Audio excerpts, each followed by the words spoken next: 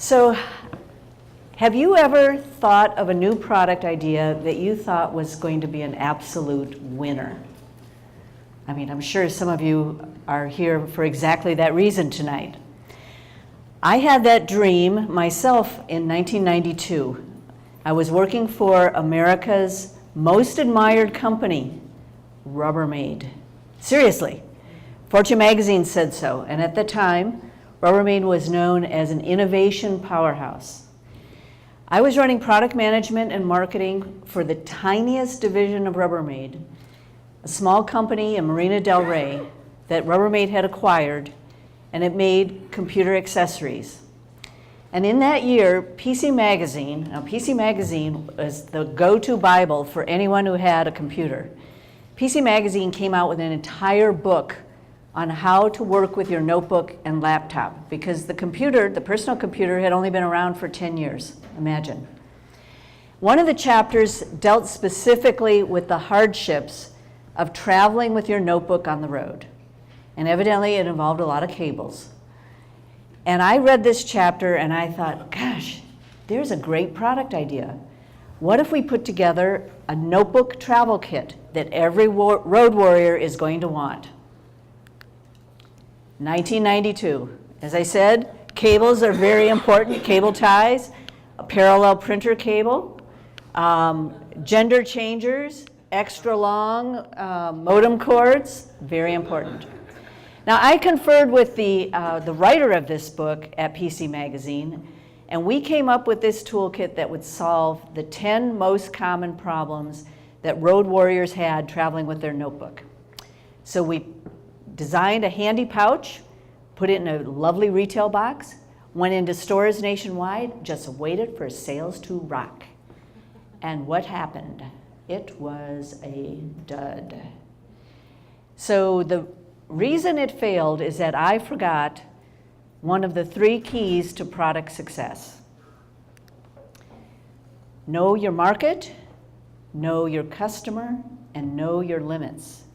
Because if you don't, you will have no market, no customer, and no limits. Wait a minute. There's always limits. Unless you're Apple and you're sitting on $250 billion in cash, there are limits, and I think even Apple has limits. The mistake I made was that I thought that the writer of this article was my customer. Now, Bill Howard, very knowledgeable about computer technology, very knowledgeable about gadgets and gizmos, but he was not my customer. And my customer typically did not encounter 10 problems when they traveled with their laptop. They would encounter 2 or 3. And no 2 customers had the same 2 or 3 problems. So if you're traveling a lot, the last thing you want to do is schlep extra stuff and pay for extra stuff. So, knowing your customer very intimately, very important. Don't drink your own Kool-Aid. So even though I knew the market for computer accessories, I had forgotten that very important key to success. So let me show you another product. You know what this is? It's a Rubbermaid cooler. One day, the founder of the company that Rubbermaid had acquired was touring the plant where Rubbermaid made these coolers. And he had an aha moment. And his aha moment was, could the manufacturing process be pushed really, really far so you could make this supersized and turn it into a computer desk?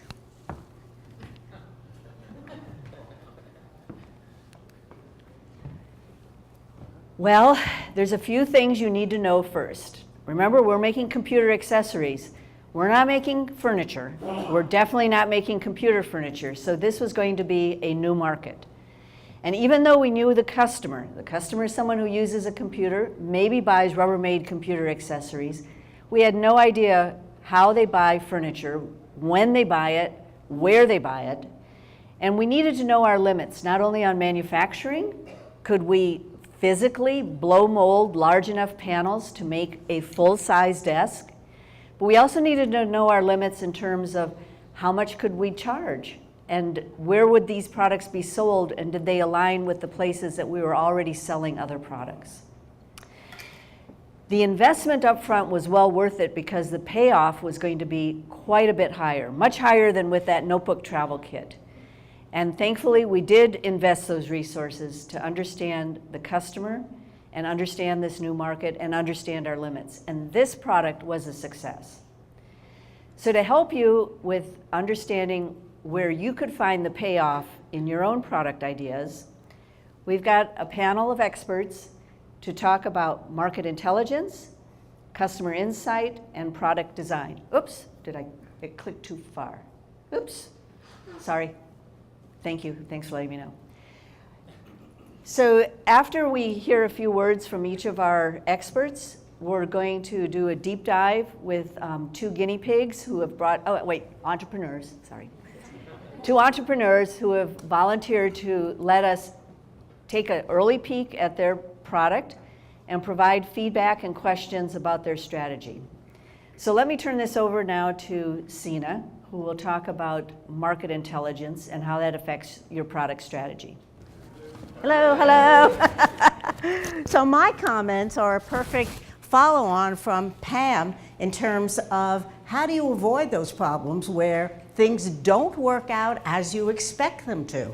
That's what market intelligence is all about. Market intelligence is due diligence on the marketplace. Now, many companies do financial due diligence, so they know all about their finances, their sales, their profits, inventory turns, return on investments, etc. They know their operations, their equipment, what it takes to make their product. That's all internal. A company cannot be successful, as you heard from Pam, only knowing what's going on internally. And yet, all of us, whether it's when we work for a corporation or when we work for ourselves, have our own clients, we passionately believe we know the market. After all, I created this product, or I've been in this industry for 10, 20, 30 years. Well, if you believe we live in a changing world, that's just not true. So let me give you an example of how it happens and why you need to have an external perspective. We had a client who made EEG machines. They measure brain trauma. The client was doing very well, had the company for 12 years selling to hospitals and clinics. Then they developed a new version that was smaller, lighter weight, portable, and less expensive. Well, they were going to continue selling it to their hospital and clinic clients, but they did something that very few businesses do. And they said, I wonder if there's another market for our product. There's always another market, several markets for your products and services. They thought about it quite a bit. They narrowed it down to the military. And when they explained it to us, why they were going to go after the military, it made so much sense. EEG machines measure brain trauma. Brain trauma is a huge issue in the military. There are an estimated 300 to 400,000 soldiers from Afghanistan and the Middle East who have suffered some level of brain trauma, which impacts marriages, the ability to hold on to a job, rage, and crime. So it's a big problem. That's what you want, something that appeals to a large number of people. Secondly, the military always pays full price, and the military always pays their bills. They're the perfect client.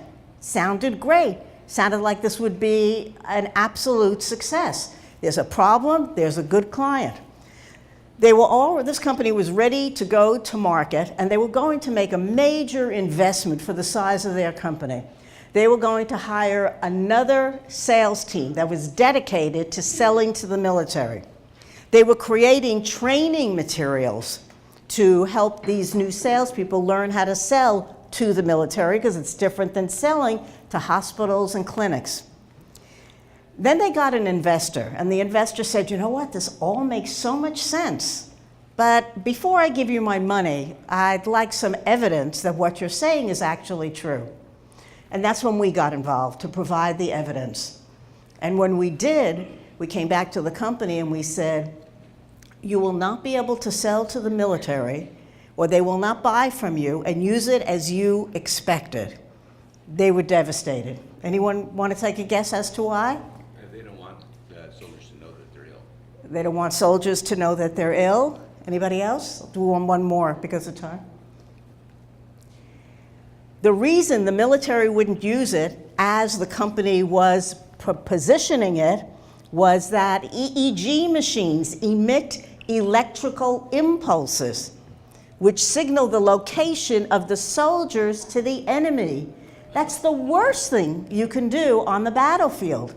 And because brain trauma is such a big issue, they thought if they had this small new machine, they could have it on the battlefield, they could detect brain trauma at a far earlier stage, begin to get the proper treatment, and it would be better for everybody all around. The client was looking at things from their own internal perspective. They never considered how the military could be totally different than hospitals and clinics. And that's the way it usually is. We take an internal perspective because we're absolutely certain we know what's true.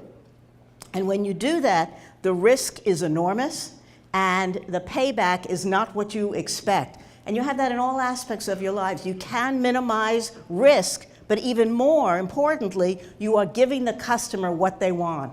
And we say for our tagline on my company, Sharp Market Intelligence, the tagline is, we kick clients in their assumptions.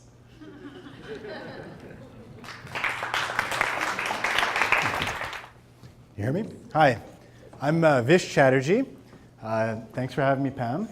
I'm an executive coach. I'm going to stand over here so I'm in the camera line. I'm an executive coach. I also teach meditation and yoga in the corporate setting. And in a previous life, I was a product guy. So I ran product in the automotive industry, in the tech industry. I ran a startup. And I'd like to share a story with you tonight of a very important point in my career around product.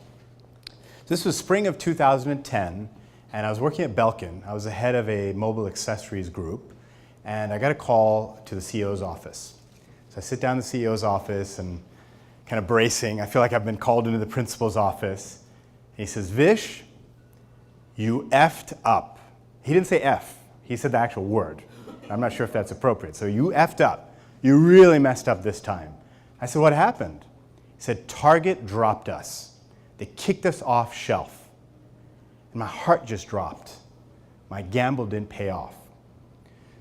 So within my group, we were developing a new solution for an iPad keyboard. So iPads were just coming out, and we're working on a Bluetooth keyboard for iPads. And the sales guys had taken these like horrible samples of I don't know what, and somehow gotten Target to agree to carry it on shelf. And when I took over the project, the keyboard, it was a disaster. It was cheap, it was just not done well. So I decided to set a mission for the team that we're going to make the best keyboard for iPads in the market as measured by the end customer, by the consumer. Not by the sales team, not by the CEO, not even by the target buyer, but by the end user, the customer. So we did research. And not research like focus groups and questionnaires. We sat with people and watched them use iPads and the existing keyboards in the market. We spent hours just observing and just in our mind asking questions and then asking them questions like, what's going on here? And out of all those hours of observation, we came up with 3 things that people really cared about: typing speed, accuracy, and tactility. So we made those the 3 driving traits for this product development. So the design team, the product guys, the marketing team, the sales, like everybody gets aligned around this common mission to create this product in this way. But what happened was Target set a date for us that we had to deliver by. And this new keyboard that we're coming up with, it didn't exist in the world. We're talking to factories in China trying to figure out where can we get the right springs, the right type of plastics, the right type of molding. And there's a lot of details here. And rather than just shoving in something that existed, we're creating something new. So I made the gamble to tell Target, sorry, we can't deliver to your date, but we're going to make a really great product. And I lost because Target said, you're out. So the CEO still trusted me. He said, all right, Vish, I'm going to let you run with this. And so we kept building the way we were building. And we built a prototype. We got the first prototypes off the line from China. and we tested them with consumers, and they loved it. I mean, there's nothing like it. It just felt great. And we could measure quantitatively the typing speed, the typing accuracy, and people's just overall subjective feel. And it was great. So we felt like we had something. So just for fun, we sent a sample to the target buyer. See what happened. And we're worried about other accounts. We got a call a week later. This is awesome, guys. You guys rocked it. We're actually going to renegotiate Logitech off the shelf and put you guys on shelf. So they literally reneged on an existing deal. We got on shelf. We took that target account into a massive account. We had follow-on business from other accounts. And before we knew it, that keyboard was one of the top-selling keyboards in the market. And it formed a new division at Belkin. It was so successful, it became an over $100 million division at the company. So the lesson here is consumer first, customer first. Like really think about them. If you get it right for the end user, the rest of the business will follow along for the ride. Thank you. Good evening, everybody. Thank you for having me. Z, Pam, thank you for having me. I'm going to tell you just a little bit about myself, my company, and kind of what I'm seeing out there in terms of design and what's happening relative to design. So, and the best practices for developing products. Most of the time now there's a digital component that goes with a product, and also there could be services associated with it. So this is kind of the mantra and why we come to work at Carton Design. My firm is about 30 people. I started it 33 years ago. I'm a product designer myself, and I have a team of design researchers. I have industrial designers. I have mechanical engineers. I have UX and UI people, and then of course all the supporting people that come around that, PR and staff. We're located in Marina del Rey, but this is our kind of why. This is why we come to work every day. And if I just break it down briefly, we create extraordinary experiences between people and products. So an extraordinary experience at the highest level is evangelism. If you can create a product that people evangelize around, you've reached the pinnacle, okay? If you come one step down from that, it's got to be meaningful and it's got to be pleasurable. So those are the points that we're actually trying to strive towards when we're doing product development. And then we do it through design strategy. The first thing we do is try to understand companies' business objectives so we can map our services to what they want to accomplish from a business perspective. We do design research where we go out and do similar to what Vish was talking about, ethnography, contextual inquiry. We go into people's homes, we go into the hospitals. We go where they're actually using products to understand everything about them, and I'll talk more about that. Then we do product design, UX, UI, mechanical engineering. And we're driving to do two types of innovation. And P&G is a client of ours, and they're the most acronym-rich company that we ever work with. There's actually a decoder sheet that you can grab from the web to get so you can understand how to converse with them. And there's two acronyms that I really like that I've taken from them. FMOT, F-M-O-T, and SMOT. Has anybody heard of these? FMOT is first moment of truth. So if you think about this in P&G terms, you're going down the detergent aisle, and there's a ton of detergents that you can pick from. Something about that Tide detergent, the graphics, the color, maybe your mom used it, the smell of it, is that first moment of truth. It's that gut level emotional connection that draws you in.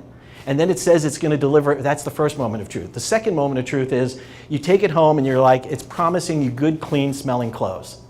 Right, okay, let's use it, and by God, it actually delivered it. That's the second moment of truth.